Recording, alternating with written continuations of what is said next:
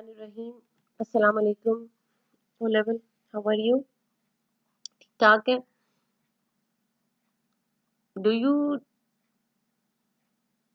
Make yourself busy in something creative कि सारा दिन सो के गुजारते हैं? कोशिश करें कि आप लोग अपने घर में अपनी कुछ रूटीन बनाएं, स्लीपिंग पैटर्न का, ईटिंग पैटर्न का, एंजॉइंग पैटर्न का। Try to live a disciplined life ताकि आपके सारे काम स्मूथ चल सके।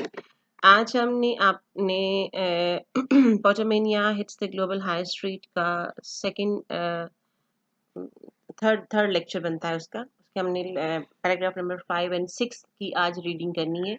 पिछली में आपने देखा था कि J.K. Rolling made his appearance इन फोर्ट, और उसके बाद फिर the writer did the comparison of the HP Harry Potter series का जो उन्होंने नया नॉवल लॉन्च किया था उनका प्रीवियस के साथ कंपैरिजन करता है। और फिर मर्चेंडाइज की बात करता है कि हैरी पॉटर की वजह से बहुत सी चीज़ों का और बिजनेस बढ़ा। उसके बाद फिर नेक्स्ट है आपका पेज नंबर 21 आपकी बुक का। इसकी हम रीडिंग स्टार्ट करते हैं और फिर यहाँ पर थोड़ा सारा उन्होंने प्रीवियस नॉवेल्स का भी रेफरेंस दिया है। पैराग्राफ 5 की रीडिंग है आज। The kind of historical reception, mad, extremely emotional हम कह सकते हैं। हिस्टोरिकल रिसेप्शन होता है welcome of a work of fiction which has greeted HP6 is not an entirely new phenomena. Phenomena होता है occurrences. Phenomena होता है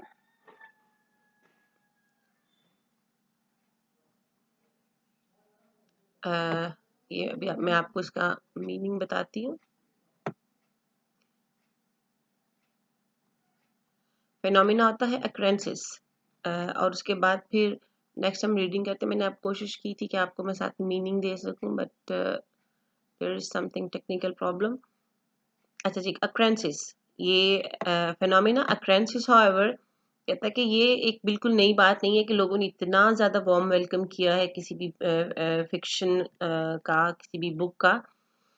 इन 1841 चार्ल्स डिकेंस, ये he is really very famous novel writer of English literature, और Charles Dickens के बारे में ये कहा जाता है कि ही यूज्ड अ हाई वोकैबुलरी। उनके जो नॉवेल्स थे उनमें जो वर्ड्स वो यूज करते थे, vocabulary that was really really difficult. आज के इंसान के लिए उसको पढ़ना ठीक ठाक एक एफर्ट है। सो इन 1841 Charles Dickens wrote the old Curiosity shop. ये रियली वेरी फेमस बुक। उसमें एक छोटे बच्चे की कहानी है, the story of little nail who captured the heart of thousands of the Dickens sentimental readers, जो लोग the people who were the follower of all the novels of Charles Dickens, तो उसके लिए वो कहते हैं कि जी उसने उन बहुत से लोगों के को एक mesmerized सिचुएशन में रखा। She was a poor vulnerable girl. Vulnerable होता है defenseless. Vulnerable इसका मतलब होता है डिफेंसलेस। ये आपको मैंने दे दिया मीनिंग, ये ऊपर आ गया। वल्नरेबल, डिफेंसलेस, वो कहता है कि वो एक बहुत ही कमज़ोर किस्म की एक बच्ची थी। वो battled against the adversity. Adversity होता है एनिमिटी, मुखालफत, and evil to care for her grandfather. अपने दादा को बचाने की कोशिश करती है। And Dickens Victorian reader became emotionally attached to this pathetic waif.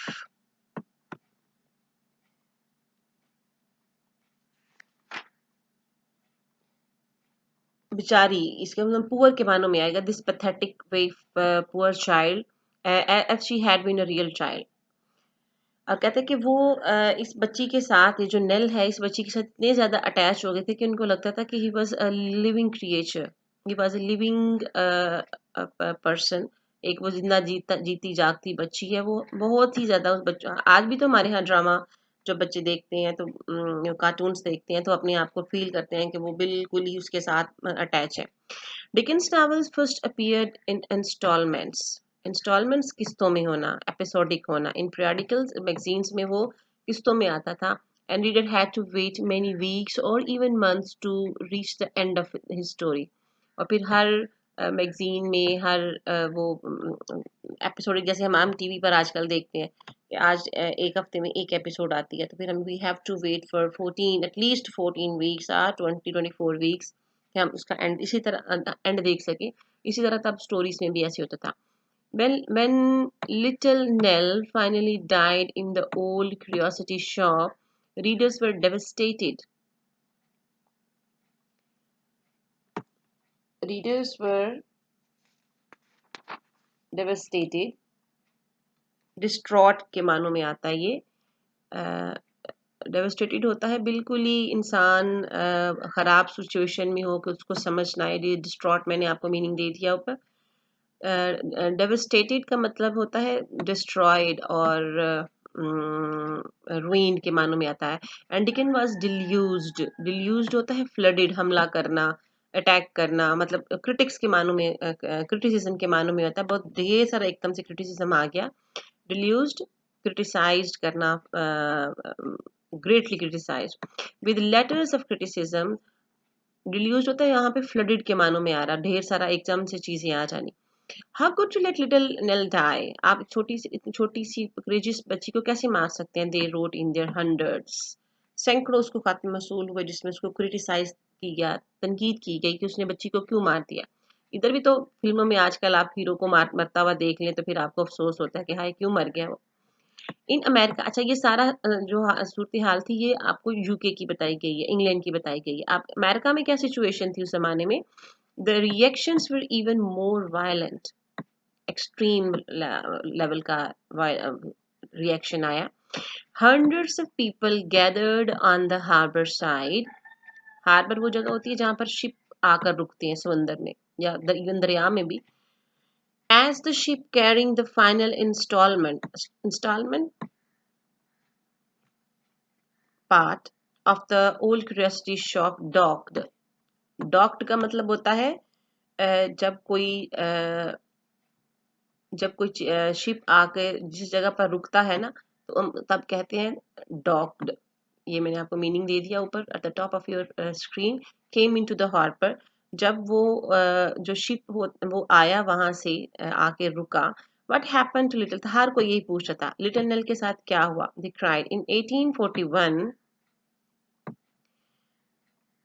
अच्छा, ये 1841 में जो था नॉवल हुआ था और उसका टूर हुआ था अमेरिका का 1842 में, मतलब तकरीबन एक साल के बाद।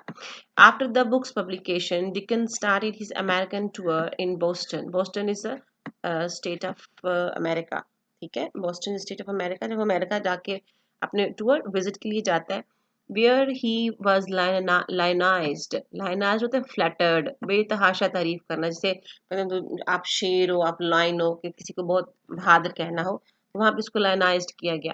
In New York a spectacular, fantastic, grand, fantastic या ग्रैंड के मानों में आता है ये। तो कहता है एक शानदार किस्म का बॉल। बॉल होती है एक फॉर्मल सोशल गैदरिंग, एक डांस की। ये इंग्लैंड में, ये यूरोप में ये रवाज है कि सारे लोग जब एक जगह इकट्ठे होते हैं किसी फंक्शन के लिए तो वो मिलकर डांस करते हैं। ये मैंने आपको इसका भी मीनिंग दे दिया।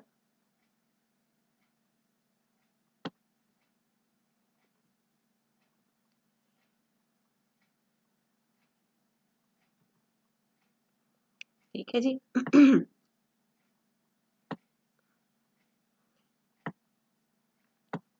अच्छा, वो कहता है कि उसको लायनाइज्ड किया गया, was held in his honour and he was specially produced dramatic scenes from his novel. और वो उसके जो खास इंपॉर्टेंट सीन्स थे नॉवल के, उसको वहाँ ड्रामेटाइज किया गया।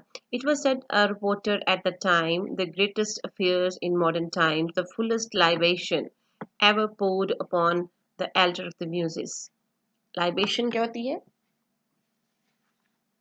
लाइबेशन after offer to a deity, जब आप किसी ये जो देवी देवताओं को नजराने और गिफ्ट दिए जाते हैं दूसरे रिलीजन्स में, तो उसको लाइबेशन कहते हैं। कि म्यूज होता है गॉडेस ऑफ द पोइट्री को हम कहते हैं। ये ग्रीक्स में और ये हिंदू में आपको पता है मुख्तलिफ देवी देवताएं होते हैं। दौलत का ये वाला बादशाह है, तो नफरत का ये है, तो लव का ये है, तो दुश्मनी का ये है। लव एंड मेटी और ये सारी के सारे उन्होंने डिफरेंट गॉड्स डिफरेंट चीज़ों के बनाए हुए हैं। तो म्यूज का गॉडेस ऑफ द पोइट्री कहा जाता है। तो गॉडेस ऑफ, चूंकि वो तहरीर करता है, वो राइटर है, तो वो कहता है कि सबसे बहुत बड़ा उसके लिए उसको तारीफ की गई, द ग्रेटेस्ट कॉम्प्लीमेंट एवर पे टू एन ऑथर। इससे पहले कभी किसी को इतने कॉम्प्लीमेंट होता है, प्रेज तारीफ करना कभी नहीं हुई। Unfortunately for Dickens however copyright laws had not yet come into existence. तब ये नहीं था कि कॉपीराइट एक्ट का जैसे आज है कि अगर किसी ने कोई बुक लिखी है या कोई ड्रामा बनाया है या कोई फिल्म बनाई है, तो that is the rights of that particular book और नॉवल और drama is reserved for that particular organisation या कोऑपरेशन जो है, वो सिर्फ वही उसको एडवर्टाइज कर सकता है। तो पुराने ज़माने में ये होता था कि अगर कोई बुक आई है तो उसको कोई भी प्रिंट कर सकता था। ये तब लॉ नहीं बना था ये वाला कॉपीराइट एक्ट। कॉपीराइट एक्ट वो राइट होता है, वो हक होता है कि जो किसी ऑर्गेनाइजेशन को दिया जाता है कि इस चीज़ को पब्लिश करने का या इस्तेमाल करने का या उसको यूटिलाइज करने का हक सिर्फ एक खास ऑर्गेनाइजेशन को है। उस ज़माने में चूँकि नहीं था, तो हर किसी ने डिकन्स की बुक बगैर उसको पेमेंट के प्रिंट कर दी थी। सो कहता है however copyright laws had not ever come into existence and he earned not a single penny।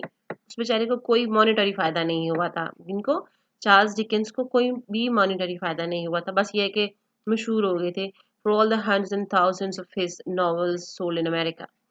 J K Rowling कौन है? हैरी पॉटर की जो राइटर है।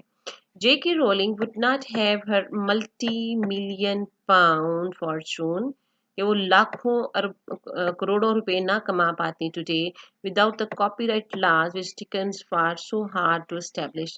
चार्ल्स डिकन ने जितनी कोशिश की थी इन कॉपीराइट एक्ट के लिए, अगर वो ना करते तो फिर शायद ही वो इसको जो है वो जो J.K. रोलिंग है उसको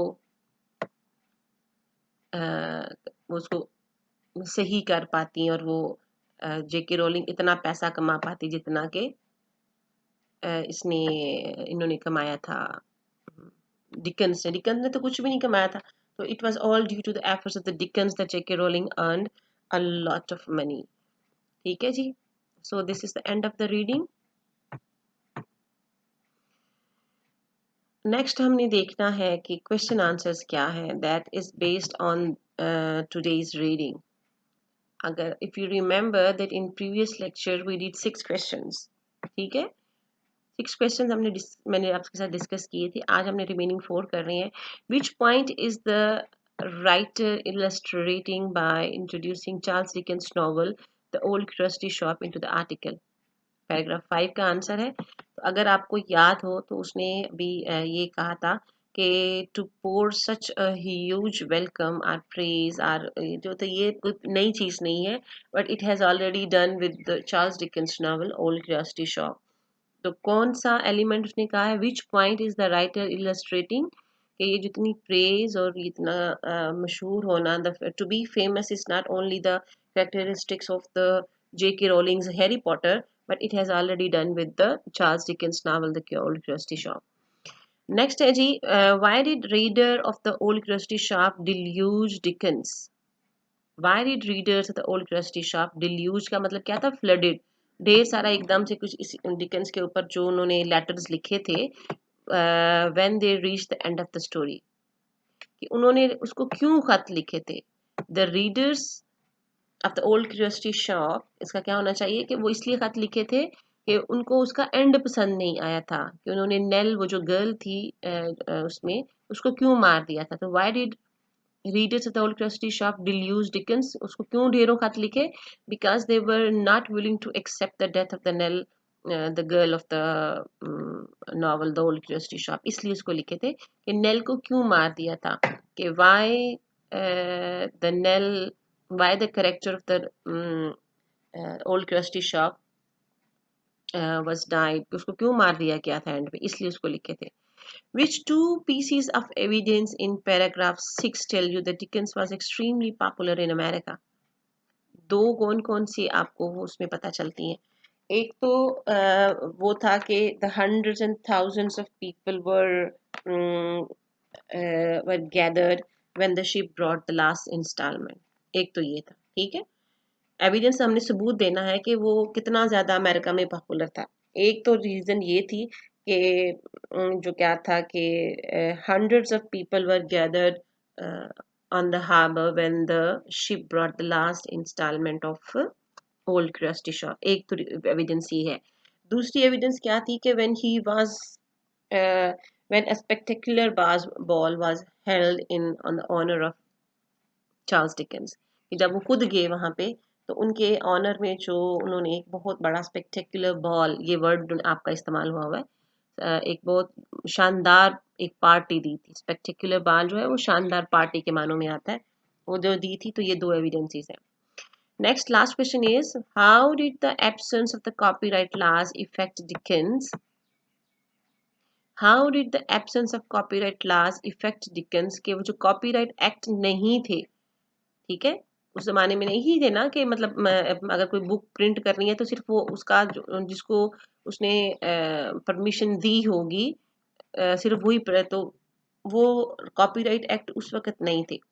how did the absence copyright effect Dickens, उसको कैसे कि he was not able to earn even a single penny on the publication of his Old Curiosity Shop. एक तो उसका ये उसका इफेक्ट था. And how has the establishment of copyright laws affected J.K. Rowling? Absence का उसको क्या नुकसान था और प्रेजेंस का J.K. रोलिंग को क्या फायदा था. ये दो इसमें पॉइंट्स है. जब when you answer the question तो उसकी सबसे पहली रिक्वायरमेंट होती है कि you have to read the question very carefully.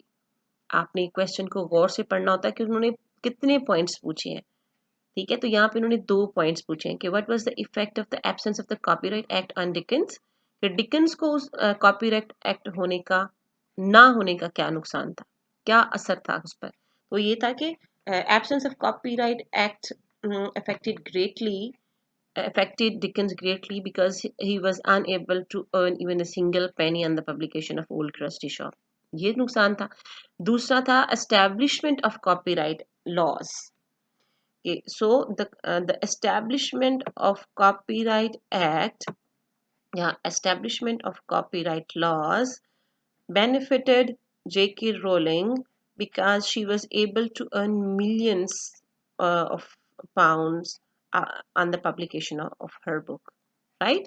ये दो आपने separately आंसर देने हैं. So this is the end of today's lesson. We have completed the Pottermania hits the global high street, और इसके बाद फिर थोड़ी सी एक्सरसाइज हम नेक्स्ट लेसन में करेंगे. This is all from today.